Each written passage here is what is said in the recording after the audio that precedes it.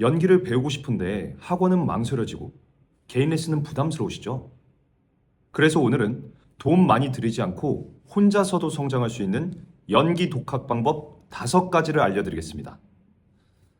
수많은 연기 훈련법들 중에서 어떤 것들을 소개해드리면 좋을까 고민이 많았었는데요.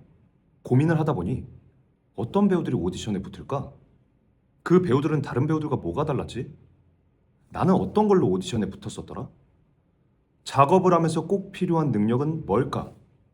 이런 실질적인 고민들을 하게 되었고, 여러분이 스스로가 배우로서 성장하고 있음을 느끼면서 동시에 오디션장이나 현장에서 바로 써먹을 수 있는 그런 방법들을 소개해드려야겠다는 결론에 도달하게 되었습니다. 실제로 저 역시도 좋은 결과를 얻었던 연기 독학 방법 시작해보겠습니다.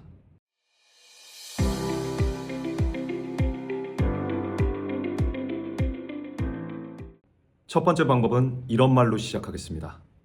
모방은 창조의 어머니다. 바로 관찰 3단계입니다. 혹시 개그맨 분들이 각 잡고 연기하는 모습을 보신 적 있으신가요? 헤어질 결심의 김신영 배우나 뮤지컬 쪽에선 대표적으로 정성화 배우님 정도 생각이 나는데요.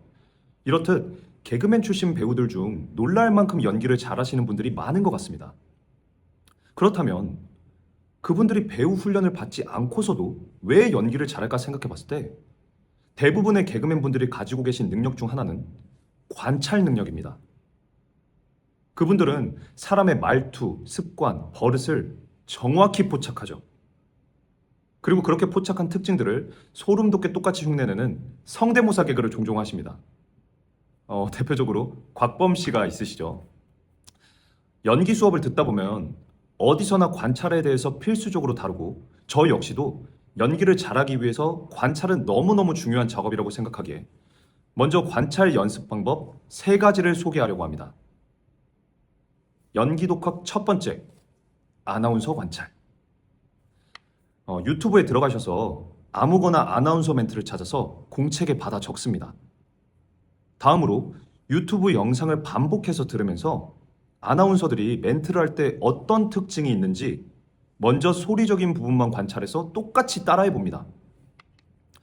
다음으로 소리적인 관찰이 끝났다면 아나운서의 표정이나 몸짓, 자세 이런 것들을 관찰하고 이번에도 똑같이 흉내내어 봅니다. 마지막으로 앞에 작업들이 끝났다면 진짜 아나운서처럼 친구나 가족 앞에서 뉴스글을 소개해 봅니다. 이 훈련이 좋은 점은 아나운서 분들은 표정이나 이 동작이 많지 않고 말의 다이나믹도 심한 편이 아니라서 쉽게 따라해 볼 수 있다는 점이 있고요. 아나운서 멘트의 특징 중 하나는 정확한 정보 전달이기 때문에 발성, 발음에 대한 능력이 크게 향상될 수 있습니다. 그리고 이런 훈련을 통해 아나운서 멘트를 하나 외우고 있으면 오디션장에서 바로 써먹을 수 있는 이 나만의 무기가 됩니다.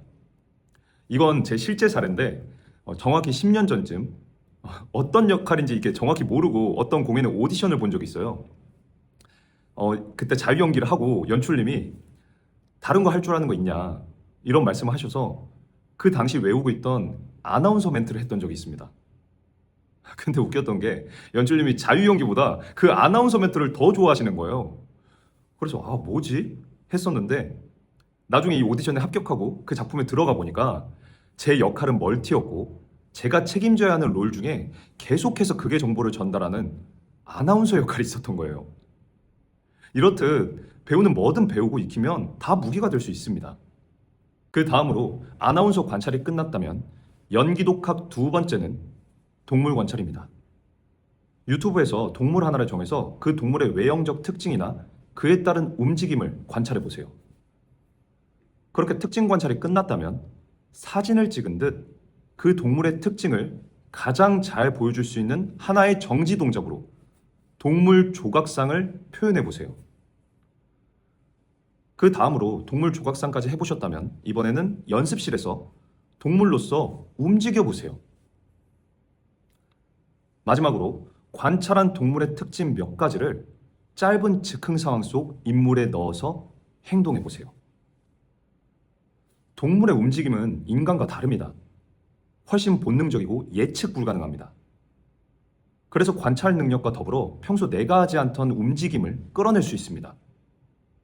그리고 제가 다녔던 한예종 같은 경우 박상하 교수님께서는 늘 동물 관찰을 통한 캐릭터 구축을 본인 연출작에 녹여내고 계신데, 교수님의 작품을 보면 모든 배우들이 뭔가 그 일상에서 보기 힘든 뭔가 알 수 없는 어떤 신비로운 움직임을 구사하면서 그 움직임들이 어떤 하나의 형식이 돼요. 교수님의 작업 방식처럼 이 연습을 계속해보면서 훗날 나만의 인물을 창작하는데 큰 도움을 얻으실 수 있을 거라 확신합니다.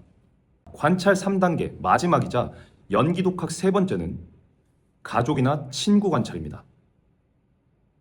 1단계에서 아나운서들을 흉내내며 비교적 움직임은 쉽지만 화술을 신경 써야 하는 관찰을 해봤고, 2단계에서는 화술보다는 움직임적으로 어려운 동물 관찰을 해봤다면, 앞으로 우리가 연기해야 할 등장인물들은 대부분 인간일 것이기 때문에 3단계에서는 실제 인간을 관찰하는 것입니다.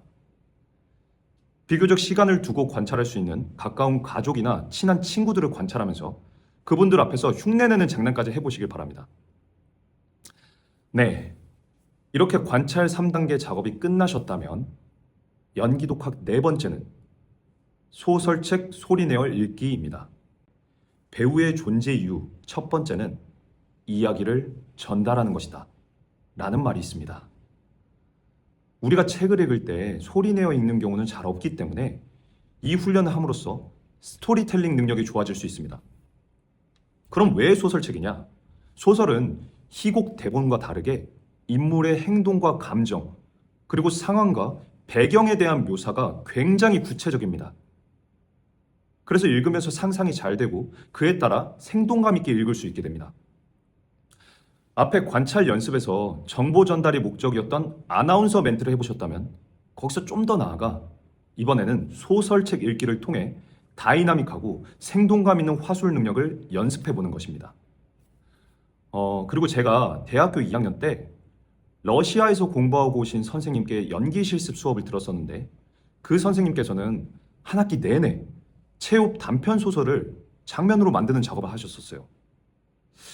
연기라는 걸 본격적으로 배워나가는 그 2학년 때 왜 다른 선생님과 다르게 소설로 작업했는지 그 당시에는 이해가 잘 안 됐던 것 같아요. 근데 지금 돌이켜보면 소설은 연기를 처음 하시는 분들이 작업하기에 너무너무 유리합니다. 왜냐하면 비교적 인물과 상황에 대한 정보가 많기 때문에 상상이 잘 되고 그만큼 인물을 이해하기 너무 좋아요. 마지막으로 연기 독학 다섯 번째는 연기 서적 읽기입니다. 제가 다른 영상에서도 연기 서적은 많이 추천했었어요. 연기를 하다 보면 막연하고 추상적으로 느껴져서 막막할 때가 많습니다. 저 역시도 그랬고 잘 모르면서 아는 척할 때가 많았던 것 같아요. 여러분이 그런 과오를 겪지 않기를 바라는 마음에 추천드리는 것이고요. 몸으로만 연기를 하다 보면 벽에 부딪힙니다. 연기 서적은 내가 왜 안 되는지 언어로 이해하게 해줍니다. 연기를 제대로 배우기 전에 연기의 메커니즘을 이해하면 무조건 성장 속도가 남들보다 빠를 것이기 때문에 필수적으로 읽어보시길 권합니다. 네, 오늘은 연기 독학 방법 5가지에 대해 이야기해봤는데요. 이 5가지만 한다고 하루아침에 연기가 좋아질 수는 없습니다. 당장 드라마틱한 변화는 없겠지만 분명 성장하게 만드는 방법들이기에 꾸준히 훈련해 보시길 바라겠습니다. 그럼 지금까지 리마인드 액팅 스튜디오 리리쌤이었습니다.